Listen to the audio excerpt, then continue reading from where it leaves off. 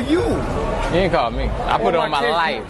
Don't do that. Don't do that. Look, don't do that. I'm just saying. Okay. Let's say you ain't get it. He's notorious for that. Don't even pay him no mind. Listen to this. I'm worse with his phone. Listen to this nigga right here. He the worst with early this morning. Damn, baby. He don't even return my text. You called me this morning. You know where I was this morning, Yeah, though. you probably was in church. There it is. Hold up.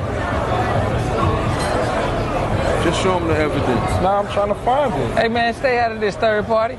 Let's see, because I want to see myself now. Oh, you always want to see. What did that say?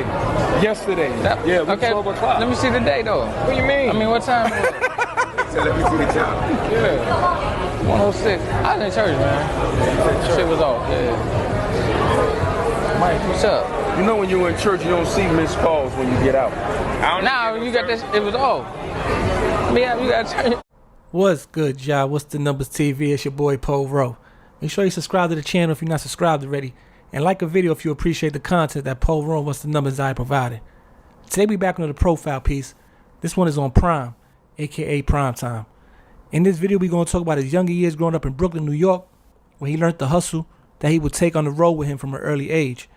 Then we will discuss the jail time that Prime served and the reputation he built for himself while being incarcerated.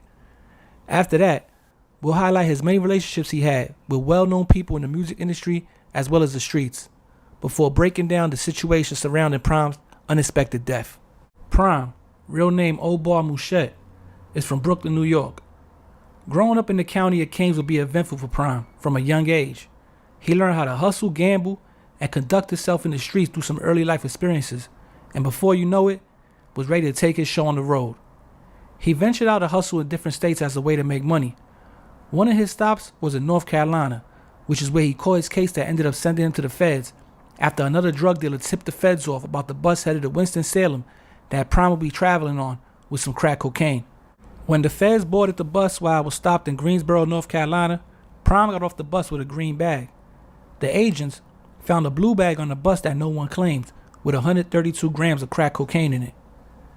Prime will go to trial in this case, and a mistrial was declared after he testified that items of his found in the blue bag that was on the bus were taken out of his green bag and put in there after he was already in custody.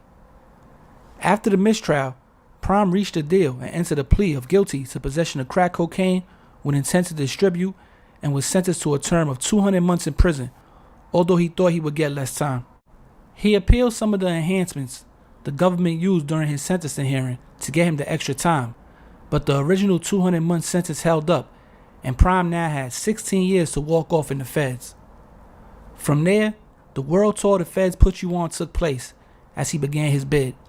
Federal prison is where some of Prime's legend would take place, as those locked up with him recall him being a beast in jail that was about his business and quick to put in some work. He met a lot of men in jail, some of who would become lifelong friends, as Prime was somewhat of a shot caller while running with the New York car in the federal prison system, where everything is segregated by either your race or what state you're from. In July 2007, Prime was finally released from the feds and now had a second chance at life. But he wouldn't just rush into anything. Instead, he took his time with figuring things out and let certain opportunities come his way. He reconnected with a lot of successful guys from New York, specifically Brooklyn, and started to create his own networking circle. He also began to make his rounds around the music industry, rubbing elbows with certain rappers who had respect for Prime or for the stories they heard about him in and out of jail. By 2012, which made about 5 years home from jail, Prime was finally ready to start putting his plan into motion. He had relocated to Florida and made it his home and main place of business.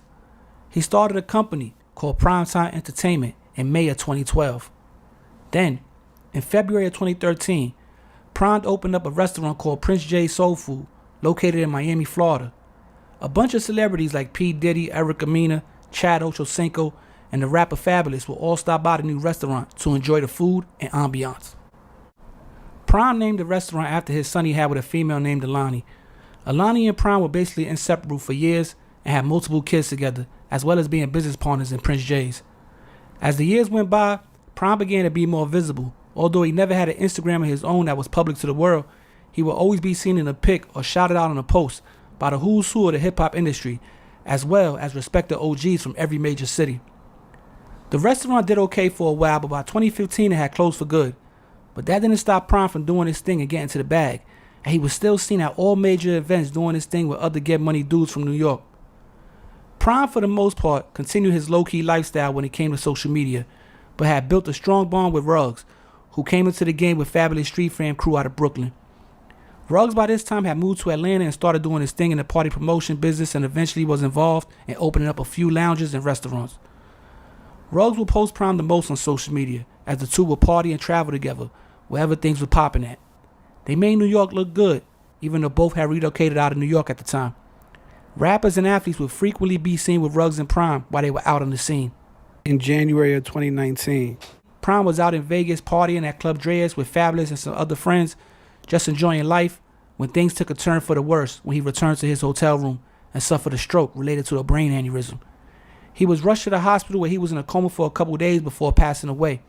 Prime was 47 years old at the time of his death.